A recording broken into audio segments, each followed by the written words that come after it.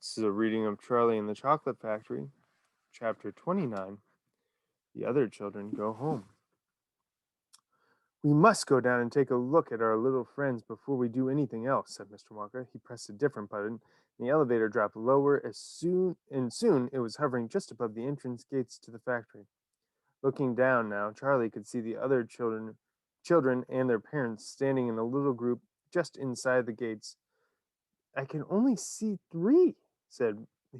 Who's missing? I expect it's Mike TV, Mr. Wonka said, but he'll be coming along soon.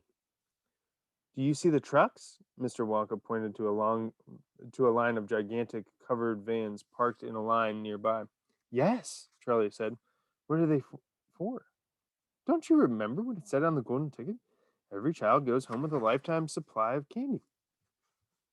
There is one truckload for each of them, loaded to the brim. Aha! Mr. Wonka went on.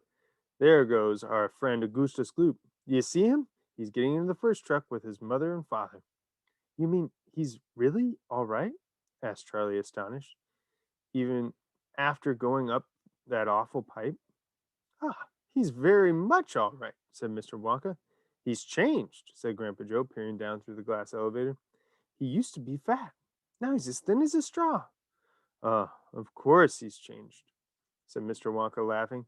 He got squeezed in the pipe. Don't you remember?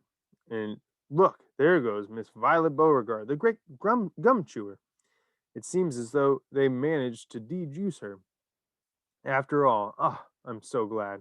And how healthy she looks, much better than before.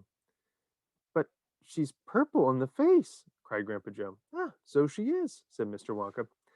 Well, there's nothing we can do about that. Good gracious, cried Charlie. Look at poor Veruca Salt and Mr. Salt and Mrs. Salt. They're simply covered with garbage.